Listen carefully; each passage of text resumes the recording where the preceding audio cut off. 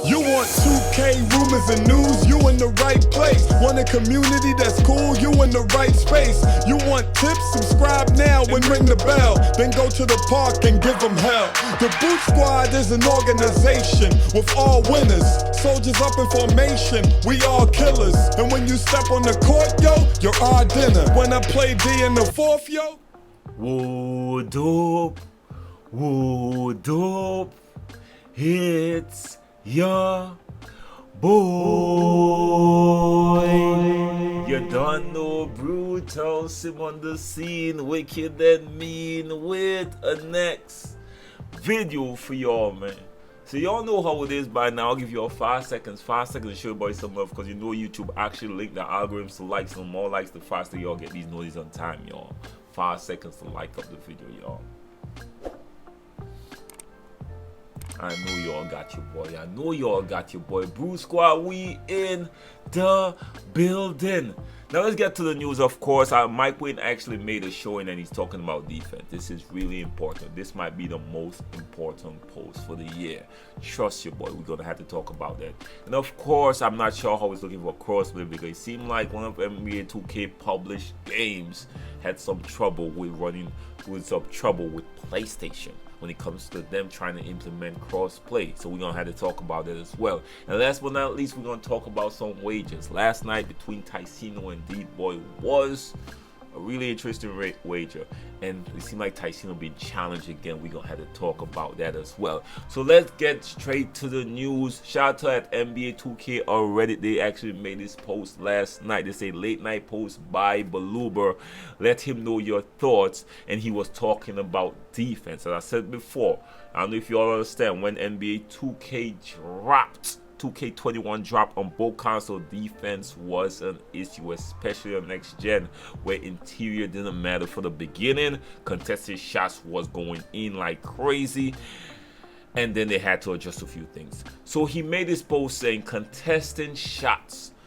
And for 2K22, I'm going to switch the logic back to using perimeter defense ratings for outside jump shot contests like it was in 2K20. What ratings makes more sense for contest shots in the paint, interior defense, or block? Now, I got an issue with the last sentence of this post, of course, because I don't know if y'all understand that interior defense when the game dropped did not matter. And him asking if it got to be either or is an issue in itself for me personally, because I think you need interior defense to matter and you need blocks to matter as well. So it got to be a balance somewhere, somehow. It shouldn't be an either or situation, because you don't want the game dropping and interior defense don't matter. And you see what happened on next gen. As soon as the game dropped, people find out interior defense don't matter. They start creating builds without interior defense and high blocks. Then people start getting shitted on inside, and it was a problem. Until people start, because 2K eventually patched interior defense into damn near everything, protecting the paint, contested shots, the whole nine. And then a lot of people builds that they created early was irrelevant. So that was VC down the drain.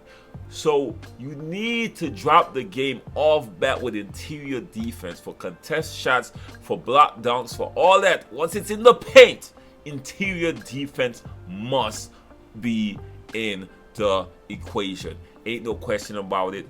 Hands down, that should be in there, and blocks should be part of it as well. 2K communities like this, we are very anal with how we dissect these builds, with how we create this build based on what 2K will allow us to do. The day he created it with interior defense mattering more and not blocks, guess what we will do? We'll say blocks don't matter as much, and then we'll go create the build with high interior and less block. If we create it with more block, less interior, guess what we're gonna do? You're gonna say, all right, to protect that paint, to contest shots in the paint, we don't need an interior. You're gonna create a build with high blocks, less interior. That's how anal we are. That's how we dissect the game. So you cannot afford to create a game without both of them not fitting in the equation. And being very, I'm just saying, that's how we are in the 2K community. Anyways, man, just an update. Y'all could go, I'm gonna post the link in the description so y'all could go leave us some feedback from Mike Wayne. This is a really important question This is a really important factor in the next game. Trust me. All right, now let's talk a little bit about shout. I gotta give two shout outs, of course, because both of them tweeted this at me. Video Game Takes tweeted this at me, and Agent Dell tweeted at me, and both of them was concerned, of course. And this is the tweet. Both of them sent me two different articles on the same thing. I'm gonna just pick one of them, and I'm gonna go to the article on the next one, of course. He said, good news or bad news first? Good news, an update for Borderlands 3 has been prepared for release that includes full crossplay support across all platforms. When I read this, I was like, great news, because Borderlands is published, of course it's created by Gearbox developers, right? But it's published by 2K, so I was like, yo, a game under the 2K umbrella is getting crossplay. That's closer to home. But then I read the next sentence saying, bad news, for certification we have been required by publisher to remove crossplay support for PlayStation consoles. Because you know the biggest, and I did a whole video on this, the biggest thing that's standing between crossplay across all games right now is Sony PlayStation. They got their paywall they created because they think they're losing money, because I think they got the biggest fan base, they got the most people on their console. So of course they negotiated and make it a little bit more difficult for crossplay so they could make more money. It's that simple. Not rocket science, it's that simple. I'm not saying it's a bad move. I'm saying it's a bad move for consumers, but it's a good business move. Gotta give them props. Now I did go on in the article that Angel sent me, and I found this paragraph right here. He said the publisher in this instance would be 2K Games, but it's not clear if the decision stems from 2K or Sony.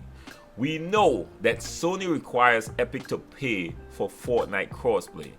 It's possible that 2K has been unwilling to pay for the same privilege. It is also not clear whether this is simply a certification issue and that the feature could be re-added down the line. We've contacted both companies for comments, right? So there's nothing set in stone here. This person is not sure, but they're just assuming that it might be 2K now willing to pay that paywall that was created by Sony. I'm gonna stay close to this article, man. I ain't gonna front, because this is really close to home. Because if they're not willing to pay for Borderlands, which is a huge game and it got a huge support game, they might not be willing to pay for 2K, if that is what the problem is. We are not sure what the issue is or who the issue stems from, but we know Sony did create a paywall, right? So as I said before, we want crossplay, but yeah, we know what's the real issue here. 2K just got pretty much be willing to pay to let it happen, right? It's that simple. They just gotta be willing to pay to let it happen. TYCENO had a wager last night, and I ain't gonna front with y'all. This was an interesting wager. Shout out to Fanta. I watch his streams all the time. I watch his pro and I watch his stage. Very good dude. He actually challenged TYCENO. He said, all right, funds up. I love my mans TYCENO, Native, and Chris ZT. I really do. But I think it's time to restore structure in the West 5K pot next Saturday with my own team. No setups. I know you're extremely competitive, Ty. So are you down? And TYCENO responded, for sure, we can set it up. Can't wait. So I will be front row and center for this one, because I know Fanner is super competitive. I ain't gonna front with you.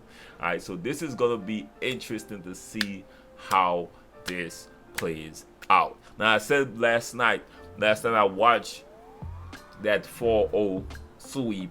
I watched Chris T just light it up, quick stop after quick stop, and I'm telling y'all, hands down, D-Boy didn't stand a chance, bro. He was playing delayed. He was hesitant to shoot. They couldn't do anything. They were double teaming the hell out of D-Boy, And yeah, that delay showed big time, and Boss and D-Boy felt it. When I went to the stream, they were saying, yo, we feel like we've been hustled, bro. I feel like we've been finessed. Cause how we gonna go on someone else's server and play delayed while this dude is lighting it up on point with everything? So I can't blame them for feeling that, but at the end of the day, you know the stipulations and you signed up for it. You know the stipulations and you signed up for it. So no excuses, no complaints. Why would you put? First and first, it's mind-boggling to me. Outside of being like TYCENO and them, who you know, they're gonna make back their wager with them posting videos and stuff. Hands down, it's alright. They could put that on the line, right? But outside of them, why would you put your money on 2K? This thing is so unstable, especially the servers. Why would you put money, make it worse, you're going on a delayed server? I'm confused, but anyways, that just might be me. But anyways, man, let me know what y'all think about the info. You know your boy gotta keep y'all up to date on what's going on in the 2K community. And if you're first time to the channel, man, make sure, like the video, share the video, and hit your boy your subscribe. If it's not your first time, like the video, share the video. You never know who's gonna be informed, y'all. Your boy, some more love, respect, bless up, peace.